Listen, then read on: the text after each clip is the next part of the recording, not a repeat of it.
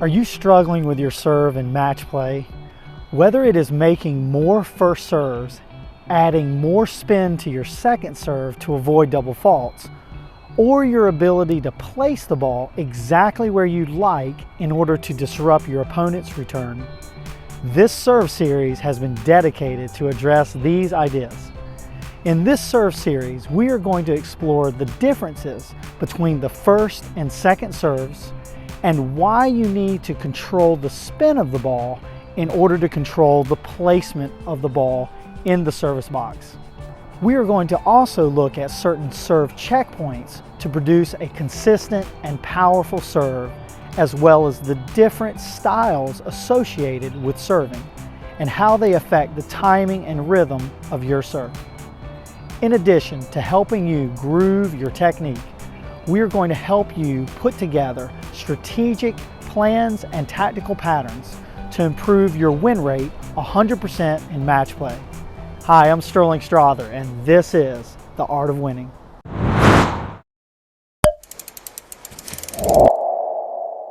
Before we get started, make sure you subscribe to this channel and click the alert notification. Okay, thanks for joining us today at The Art of Winning. We're going to talk today about the serve and the different progressions to get you in certain positions on the serve so that you can improve your serve wherever it is now, make it more powerful, hit more spin. But there's certain checkpoints that you want to be into, and today we're going to go over just a couple of them. We're going to talk first about the first move, okay? And the first move, easiest way to demonstrate it is let's come over to the fence.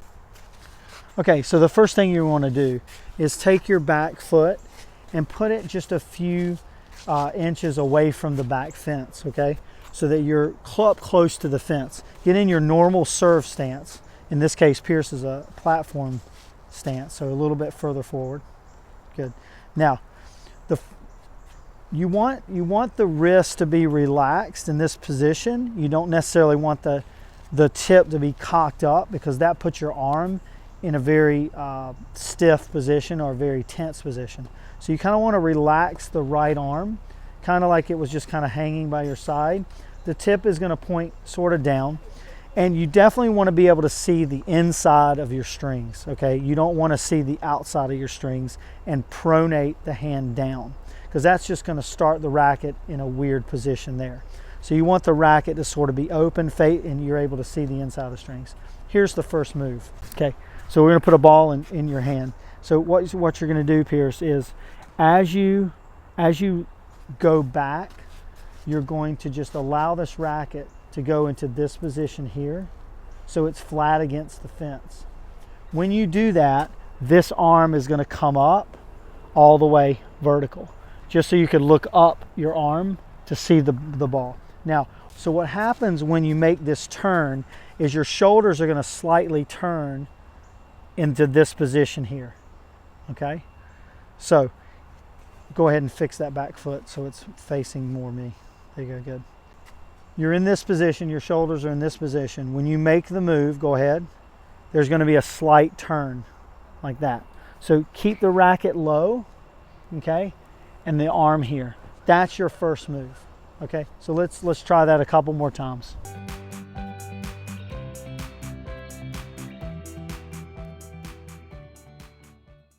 Okay, so that's your first move. Now, next step is move forward on the fence just a few feet, and now shadow the first move from here. And so what you're looking for as a coach is you're looking for that racket to stop about right where the fence would be. Okay? That's the first move. There. Okay, good. All right, so let's step up to the line. Let's hit a few balls. Okay, so I'm just going to have Pierce hit a few balls, just focusing on the first move and nothing else. Okay, great. So that was just the first move. You only want to focus on this first move, timing the left hand up when you're here, like that. So the second move you want to make is you want to, what my good friend Jeff Salzenstein refers to as elbowing the enemy. So you want that elbow to be up, and so it's level with your shoulder. like this. Okay, so you could just stand here, take your arm straight up, parallel, bend your arm, and your elbow should be level with your shoulder. So when you begin the tilt, it will appear to have dropped below your shoulder, but actually it's the same height. After the first move, you're going to get your elbow into the elbow the enemy position, up into this position high. Okay, so let's try that. Ready, Pierce?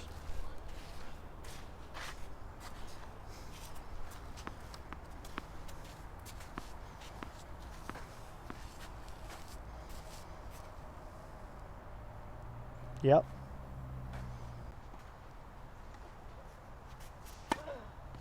So let's talk about the best place for the toss to be, to maximize power.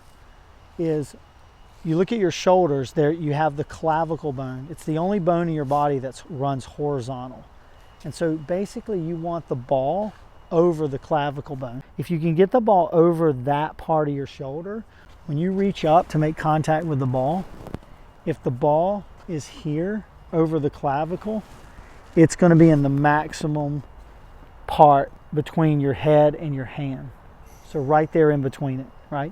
So I like to use, maybe you should toss it over your right ear, but you definitely want it more in front of you and not so much behind you, because when you get it behind you, you start to use the rotator cuff a little bit too much. That can cause injury. So you want it more in front of you, over the clavicle bone, so you can make solid contact. So Pierce, see if you can get that ball right over the right top of the right ear, but definitely in front of your eyes. You feel that? That was a good one right there.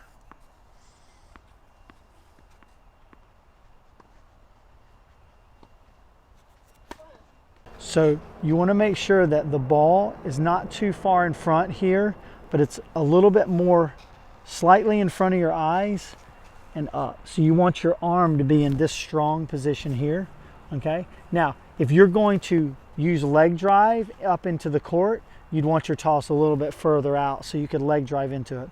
For these purposes, I just want you to go up and just slightly in front to get used to getting that ball where you need to be.